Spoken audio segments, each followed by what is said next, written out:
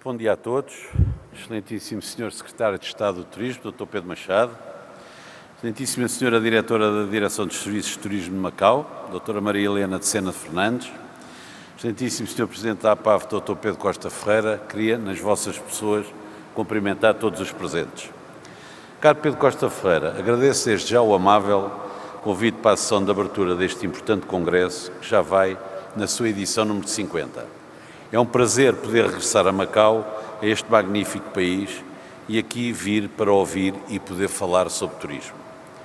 Deixe-me dar também as minhas felicitações pelos 75 anos da APAVT e pelo serviço que esta associação e os seus associados têm prestado ao turismo. Minhas senhoras e meus senhores, começo com uma certeza e um indicador. Estamos a ter mais um ano turístico positivo em Portugal. Se os primeiros meses já o anteviam, os dados já conhecidos do verão assim o confirmam. Mas não nos iludamos, estamos a entrar numa fase de crescimento sustentável. Não há estagnação, claro que não, mas há sim uma maior estabilidade, algo que já se antevia depois de crescimentos muito fortes nos anos pós-pandemia. Este verão, de acordo com o INE, o setor do alojamento turístico registrou 10 milhões e meio de hóspedes e 28,6 milhões de dormidas nos meses de junho, julho e agosto, registando-se crescimentos de 2,2% no número de hóspedes e 2% nas dormidas face ao verão do ano passado. São aumentos? Sim, são, mas são crescimentos ao nível, mas não são crescimentos ao nível dos que assistimos nos últimos anos. Mas o turismo continua a gerar mais valor.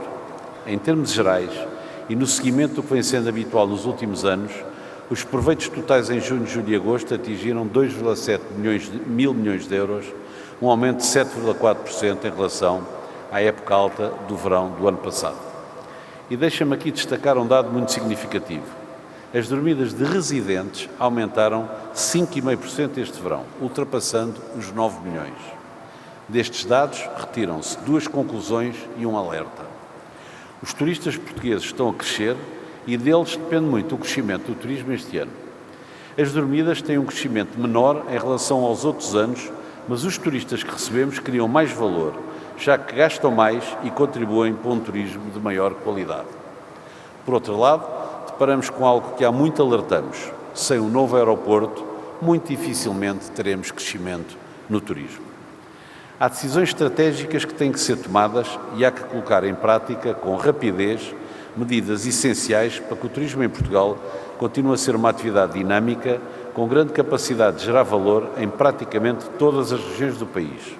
Desde logo, e como referi, há uma urgência de um novo aeroporto. Que os dados do turismo façam pensar o Governo e que se equacione que é preciso urgentemente decidir sobre uma alternativa intermédia ao aeroporto em Alcochete. Ainda vamos muito a tempo. Já todos sabem a minha opinião. O Montijo é uma opção intermédia rápida, eficaz e mais barata. Pergunto, queremos ficar sentados anos e anos à espera até ter finalmente um novo aeroporto? Queremos continuar a assistir às filas e tempos de espera exasperantes que enfrenta quem nos visita, que no nosso país quer fazer férias e gerar valor ao país, mas que enfrenta poucas condições logo à sua chegada? Ou preferimos ter no nosso país infraestruturas que ofereçam qualidade e respondam às necessidades mais imediatas dos turistas que nos querem visitar? Penso que todos sabemos qual é a resposta. Mas há uma outra preocupação que vos quero deixar. O turismo, não o podemos esquecer, deixa pegada, que é visível, por exemplo, na segurança. Algo tem de ser feito por quem dê direito sobre este tema. É preciso reforçar a segurança das nossas cidades e dos nossos pontos de interesse turístico. Não podemos correr o risco de perder uma das nossas mais-valias como país. Portugal é visto lá fora como um dos países mais seguros e assim temos de continuar a ser, porque isso nos traz grandes vantagens. Numa conjuntura de instabilidade e insegurança internacional que ainda vivemos, Portugal tem de continuar a ser um oásis no que à segurança diz respeito. Mas, para que assim seja, é preciso fazer mais. É preciso reforçar os fatores dissuadores de insegurança. Minhas senhoras e meus senhores, todos queremos que o turismo continue a ser uma prioridade estratégica nacional. Mas, como já referi, há necessidades prioritárias que devem ser asseguradas. O novo aeroporto, a privatização da TAP, a reforma do Estado, a descida da carga fiscal, a resposta às necessidades de mão de obra, a concretização efetiva do PRR, a legislação laboral, a segurança e a sustentabilidade económica ou financeira das nossas empresas. Também os recursos humanos são um fator decisivo para o turismo e para os restantes setores do país. Temos de continuar a criar em Portugal as condições necessárias para ter a mão de obra suficiente, mas que também garanta a qualidade dos serviços. A CTP, a AIMA e o Turismo Portugal já estão a formar centenas de migrantes no âmbito do programa Integrar para o Turismo e continuaremos a alargar este projeto. Mas é necessário mais. Por isso, a revisão da legislação laboral em discussão no âmbito do denominado Trabalho 21 reveste-se de uma importância decisiva para o futuro do emprego e da competitividade em Portugal. É uma reforma muito positiva e equilibrada. Para o setor do turismo em particular, é fundamental que a lei laboral assegure simultaneamente a necessária proteção aos trabalhadores e a flexibilidade indispensável às empresas, tendo em conta a natureza sazonal e cíclica da atividade. A Confederação do Turismo de Portugal considera que esta reforma deve ser construída com consenso, transparência e equilíbrio, evitando retrocessos ideológicos, como no passado recente, e que agora obrigam a uma reforma mais abrangente e disruptiva.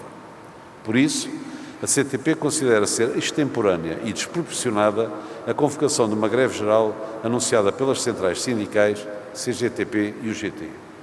A greve é um direito constitucionalmente consagrado, mas deve ser exercido com responsabilidade e proporcionalidade e apenas quando estiverem esgotadas as vias de diálogo, o que não é o caso. Neste momento, o processo negocial está em curso. Por isso, não é razoável paralisar o país sem sequer se conhecer o resultado das negociações. Do nosso lado, continuamos a zelar porque seja possível termos uma legislação laboral clara, moderna e adaptada ao contexto económico internacional que permitirá ao turismo atrair mais talento, criar empregos sustentáveis e reforçar a sua posição enquanto motor da economia nacional. Mas, como sabemos, a competitividade não depende apenas da lei laboral. Não me canso de o afirmar, é imprescindível uma verdadeira reforma do Estado que simplifique, digitalize e torne mais ágil a relação entre as empresas e a administração pública. Por isso, na conferência da CTP que assinalou o Dia Mundial do Turismo, lancei um desafio ao seu Primeiro-Ministro que aqui reforço, a implementação de um Simplex para o turismo. A nossa atividade tem demonstrado enorme resiliência e capacidade de crescimento, mas não pode continuar condicionada por um Estado pesado e ineficiente. Não menos relevante é a questão fiscal. Portugal continua a ser um dos países da Europa com maior carga fiscal sobre empresas e trabalhadores.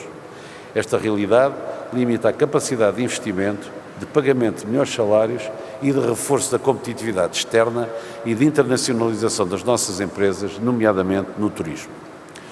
O turismo, pela sua relevância no PIB, no emprego e nas exportações de serviços, precisa de condições fiscais estáveis e competitivas, que permitam continuar a crescer, a atrair investimento estrangeiro e a afirmar Portugal como destino turístico de excelência. A TAP é outro fator essencial para o turismo de Portugal. Já foi dado um primeiro passo com a decisão do Governo de iniciar o processo de reprivatização da companhia aérea, no qual pretende alienar, numa primeira fase, 49,9% do capital da mesma. A TAP, sendo importante para o país e para o turismo, não pode continuar orgulhosamente só e isolada no mercado, tendo de ser integrada num consórcio com provas dadas e que traga mais valias à TAP e ao país. A CTP defende e sempre defendeu uma privatização a 100%. Aguardemos pelas decisões tomadas em relação à segunda fase de reprivatização. Uma coisa é certa, não prescindimos da ideia de que o consórcio internacional que fica a gerir a TAP tem de garantir desde logo o hub de Lisboa e as ligações aéreas especiais às ilhas e aos países da CPLP. O país também precisa ter uma estratégia em relação à mobilidade. Por isso, é imprescindível que se tomem decisões urgentes quanto ao Plano Ferroviário Nacional. A modernização da ferrovia e o TGV são fatores essenciais para o turismo e para a economia do país e um complemento às estruturas aeroportuárias. Bastaria termos alta velocidade Lisboa-Porto e Lisboa-Madrid para libertarmos cerca de 40 voos diários da Portela. Minhas senhoras e meus senhores, estando nós em Macau, não posso deixar de frisar a importância do mercado asiático para o nosso turismo. É notório o crescimento de turistas que escolhem Portugal vindos da China ou da Coreia do Sul, este último mercado já com um voo direto entre Seul e Lisboa que tem sido um êxito. Se os Estados Unidos são já atualmente um dos mercados que mais crescem em termos de turismo em Portugal, estou em crer que o mercado asiático continuará também ele a crescer e a criar cada vez mais valor. É desta diversidade que o turismo do nosso país precisa, pelo que devemos continuar a adotar as estratégias corretas de promoção e a criação de oferta específica que atraiam cada vez mais turistas desta parte do mundo que tem tido, desde sempre, fortes laços em Portugal. Termino com palavras de positivismo e de esperança no desenvolvimento da nossa atividade, que tem de continuar numa senda de crescimento em que a sustentabilidade e as novas tecnologias, nomeadamente a inteligência artificial, têm um papel cada vez mais importante, como ouviríamos neste 50º Congresso da APAVT. Acredito que muito positivo ainda está para vir, que continuemos resilientes na nossa atividade a contribuir para um excelente futuro, porque, como dizia Winston Churchill, é melhor lutar por algo do que viver para nada. Finalmente, uma palavra ao Pedro Costa Ferreira, que, como aqui anunciou, é o seu último congresso, e agradecer todo o apoio, todo o trabalho que desenvolvemos ao longo destes anos entre a APAVT e a CTP. Muito obrigado pela vossa atenção.